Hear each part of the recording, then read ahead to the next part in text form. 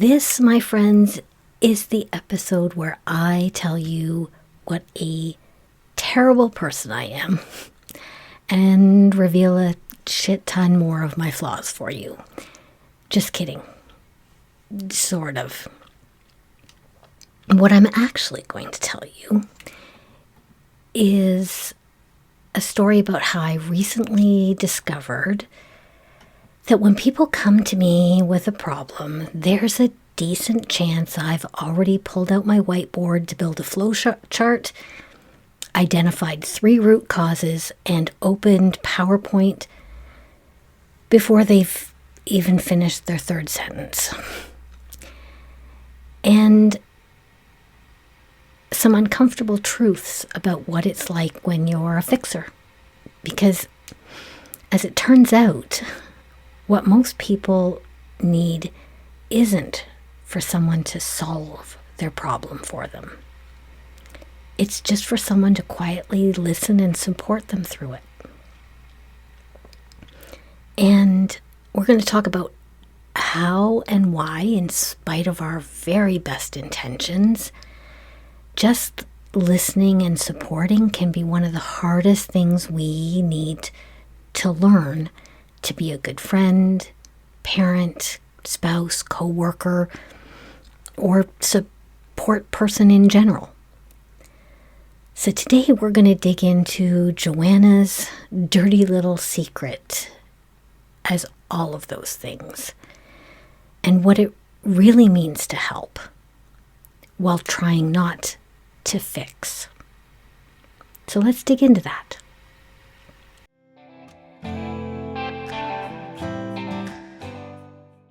Life's messy.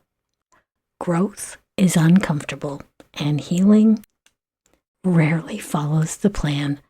Welcome to Transformative Journeys, where growth meets grit, healing gets honest, and resilience becomes a practice. Around here, we use storytelling, neuroscience, and a lot of self-compassion to make sense of the human experience and to grow through what we go through.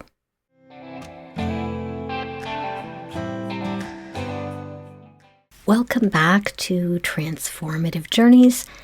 And whether you're listening while you're on your evening walk, keeping me company while you fold the laundry, or in your truck during your commute to work, or maybe even somewhere in between, I'm really glad you're here. I'm going to start this podcast episode by telling you that apparently after decades of helping people as a volunteer family guide with Threads of Life, hundreds of hours of training on active listening, empathy versus sympathy, and how to just walk beside people who are going through really hard things, knowing that there really is no way to fix what they're going through. So all I can do is let them know and feel that I'm with them through it. I discovered that in my personal life, I sometimes really fucking suck at all that. Which is super annoying, because after all this time, I sort of believed that I had most of the whole being a supportive person thing nailed. Apparently not so much. As you can imagine, that epiphany took some wind out of my professional volunteer support person sales, because right or wrong, for me, supportive is a bit of an identity thing. And it made me realize that not only that it's something I really need to work on, but I needed to come to grips with actually internalizing that not every problem I hear is actually an invitation for me to start handing out my unsolicited personalized solutions. So, what happened, you might be asking? Well, not too long ago at work, someone was telling me about a difficult situation they were dealing with, and at the time, I thought I was listening and being supportive. Then later, while I was driving home from work, I realized that what I was actually doing was something that I've probably done hundreds of times throughout my life. Before they'd even finished explaining the situation, my brain was already identifying the problem, diagnosing the root cause, developing 3 personalized possible solutions and creating a strategic implementation plan to go along with them, and was halfway through preparing the PowerPoint presentation outlining all of this so that they had a working strategy to put into place after she walked away. Yeah. Ugh. Now, here's where you can at least hopefully give me a little credit. I didn't email her the PowerPoint and strategic plan after she walked away. But the realization of what that conversation represented sent me down a rabbit hole of wondering, how often was I actually doing this when I thought I was being supportive?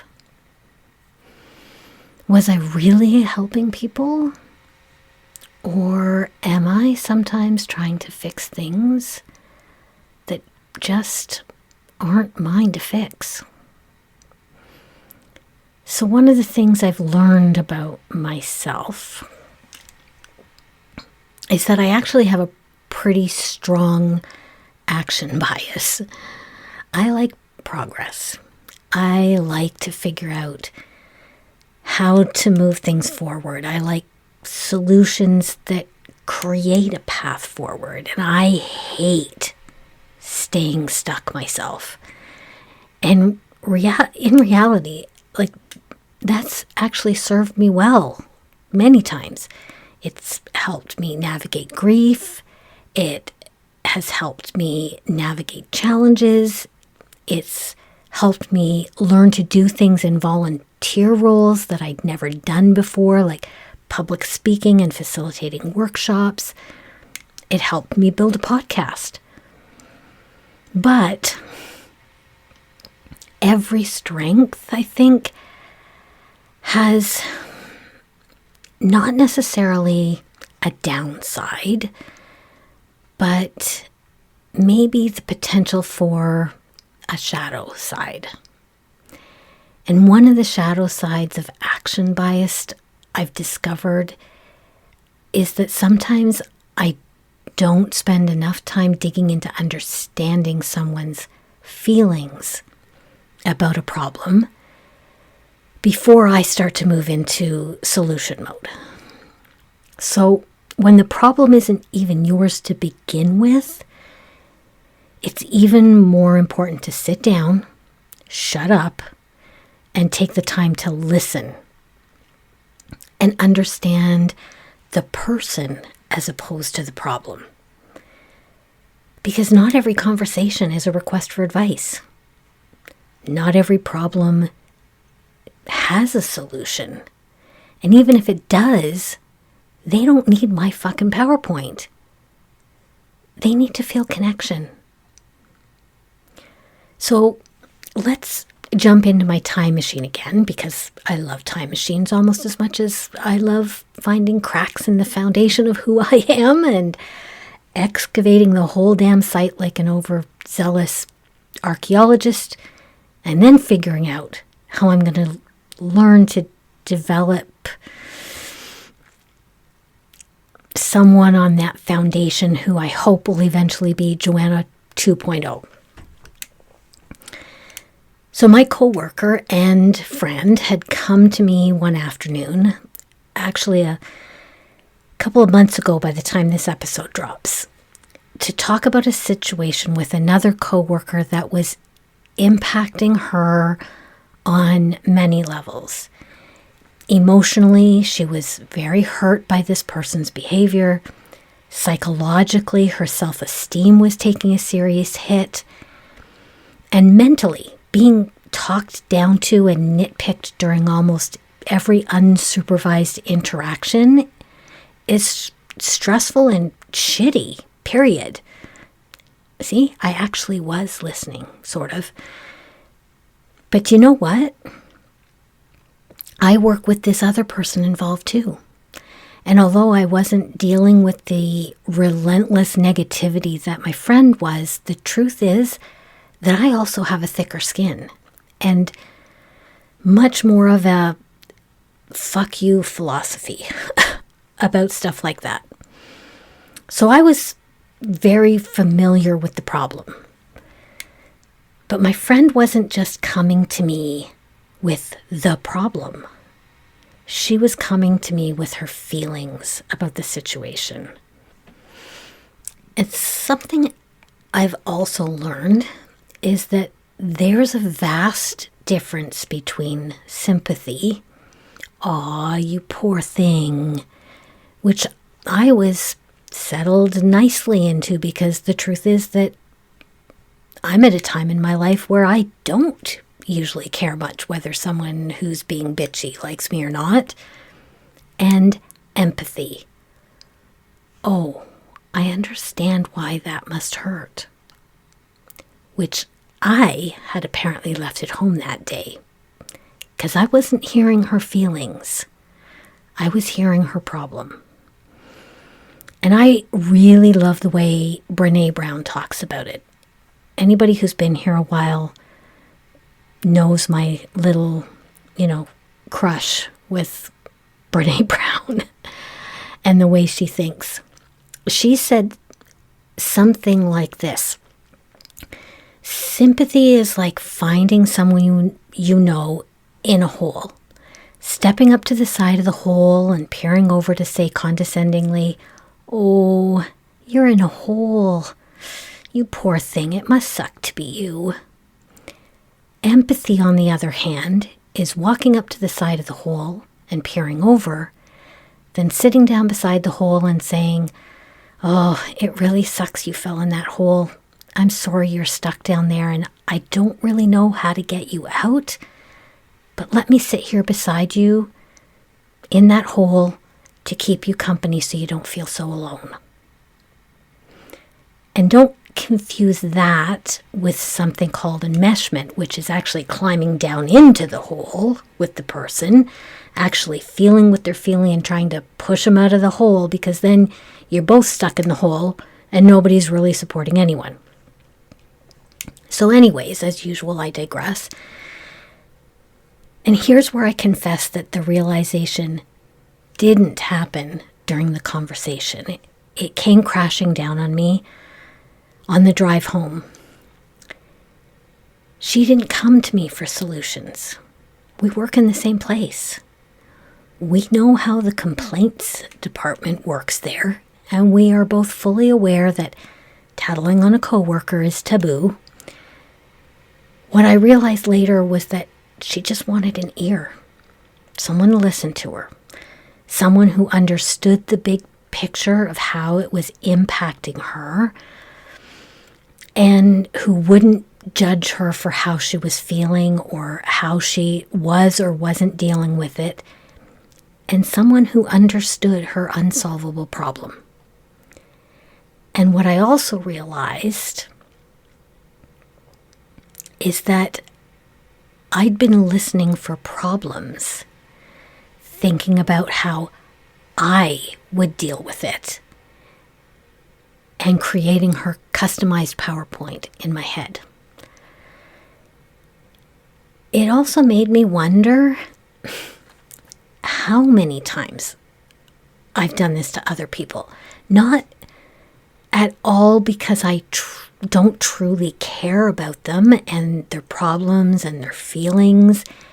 It's because there really is still a part of me, even after all the work I've done to dig into why I've often struggled with feelings of unworthiness and worked on rewriting my old stories, that feels like if I can't help fix them, what good am I to them? All my training as a volunteer family guide, which, let me tell you, has been pretty intense sometimes, has taught me something huge. Sitting with and witnessing and fixing are not the same thing. Fixing says, let me solve this problem for you. Witnessing, on the other hand, says, I'm here with you. Maybe I can help steady you if you stumble, but I can't pick you up. Some things just can't be fixed. They just need to be seen and heard by someone. Support isn't solving. Support is being present for someone. And you know what? Witnessing is harder. Because when someone's hurting, most of us feel the urge to do something to ease their pain, to make it better, to reduce their discomfort. So we start offering solutions because doing something feels better than sitting with the fact that we really can't do any of those things. But what witnessing truly is sitting in the suck with them so they don't feel alone there. Not getting down into that hole they're in and getting all mucky yourself. Not fixing anything. Not rescuing them. Not absorbing their suck and owning it yourself. And not pretending that the suck isn't there. Just sitting with someone while they're going through something hard and acknowledging what's true for them. That sounds hard. I can understand why you're struggling. No advice, no action plan, no fucking PowerPoint, just presence. And that is really hard. And it's a skill I'm still working on. Because my first instinct is still to step forward with my spreadsheet, flowchart, and 3-point action plan. I wonder how many people have walked away from me thinking, what the fuck just happened? So now I'm going to switch lanes for a minute because I want to get into another bad habit of mine when people in my life come to talk to me about things sometimes. And it's a go-to phrase that often comes out of my mouth when someone wants to talk to me about something they've maybe done or said that they're uncomfortable with or feel bad about. It's, you need to stop beating yourself up about that. And I realized recently, while that's definitely coming from a place of compassion on my part, it's not really the most helpful thing to tell them. Because for me, when I say I feel terrible about what happened to someone, although I may be hoping for a little bit of reassurance that what I did wasn't so terribly terrible, the truth is that I'm not really done feeling terrible about it. Or I wouldn't be coming to them with it in the present tense. When we're feeling bad about something and still need to talk about, what that's saying is we're still trying to process it. Maybe understand it and why we did or said whatever we're feeling yucky about. Dismissing that by saying, oh no, you don't need to feel terrible, is dismissing the feelings they're having about it and either not giving them the space they need to learn from it or giving them permission not to. And I think that it's kind of something that falls under the fixing umbrella too. We're a bit uncomfortable sitting with the discomfort of their discomfort. So for me, I just pull out my magic wand and try to banish it. When maybe the better thing I can do, if I want to help, is to ask, why do you think you need to feel bad about this? What exactly is making you feel guilty? Or would it help you to talk to me about what you're blaming yourself for? Just a thought. Next, I'm going to explore what real support actually looks like.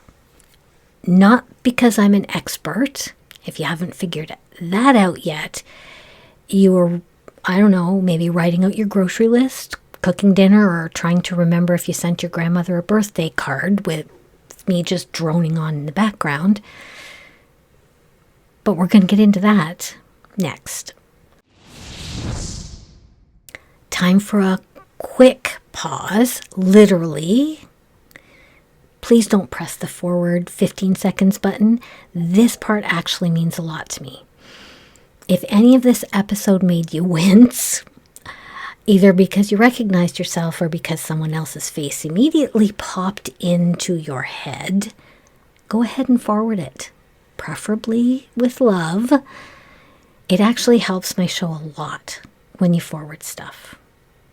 All right, let's get back into it. So, before I jump into the lesson that I'm working on learning from this whole personal revelation, I need to confess something. And some of you are going to recognize yourselves, and some of you are going to laugh because you're exactly like me. Love me or hate me for it, but I really struggle with people who appear to be perpetually stuck. You know what I mean. Same complaint, same issue, same conversations, week after week, month after month, but they never do anything about it.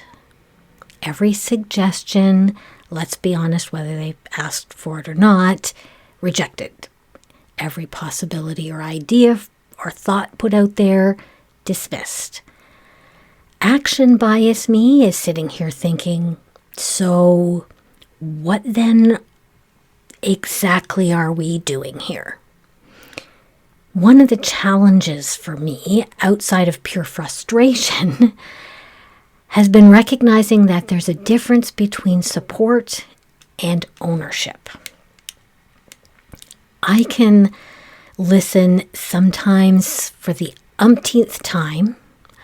I can try to support someone. What I can't do is make them move, make them change, or even make them ready. But sometimes something that feels like resistance to change is actually fear, or uncertainty, or a symptom of grief, or shame. Even if they begged me for it, and I gave them that 5-point action plan and PowerPoint, the problem isn't really that they don't know what to do. It's that they just aren't ready yet. And I can't own that, even if I wanted to. All right, so the lessons I'm trying to learn from this are actually pretty simple. Listen more and talk less. Turn off the PowerPoint app and ask questions instead of give answers, which means ask what support looks like from you. Literally as simple as asking what would be most helpful from me right now, or even asking, do you want me to listen, brainstorm, or just sit in the suck with you for a minute? And I actually love that question because it gives them personal agency and reminds them that they have some responsibility for determining what they need to do right now. And last, just stop assuming that advice is wanted. Because my job as a friend, parent, spouse, isn't to own the problem. It's not to fix their problem, which quite frankly might not be fixable at the moment. And it's definitely not to turn it into a multimedia presentation of solutions. So this week, we made a little bit of fun of something that surfaced for me as a real problem for me as a helper and fixer. How I struggle with not problem solving everyone who comes to me with their problems. And I sort of talked out loud through some of the lessons I'm still learning and things I think a lot of us struggle with when we're trying to support someone. Things like, am I listening to understand? Or am I listening for the moment when I can jump in and give suggestions? How to sit in empathy versus sympathy, and how to stay present through a journey that isn't ours to own or take over. And how supporting and fixing are very, very different things. As we wrap up, I want to leave you with this. Support is not fixing. Support is not rescuing. Support is not absorbing. And support is not becoming responsible for someone else's emotions. Support is staying present while respecting that their journey still belongs to them. And if you're anything like me and your instinct is to start taking minutes while someone's talking so you don't miss anything critical in your PowerPoint, remember that the most important thing we can do while we're trying to be supportive isn't to help them solve their problem. It's to give them space for connection while they search for their own answers. Thank you so much for being here with me today. Come say hi on Instagram at transformativejourneys.joanna or visit my website. Say hi to me there. If you like a little bit more bang for your buck, I have an enhanced version of this podcast on YouTube with on-screen prompts, beautiful visuals, and a more immersive experience. So you can head over to my YouTube channel, Transformative Journeys, to check it out. And if you have an idea you'd like to hear me talk about, leave me a message and you might just see it in a future episode. Until next time, this is Johanna reminding you that it doesn't matter if you fall. What matters is how well you bounce. This is Transformative Journeys, and I'll see you next time.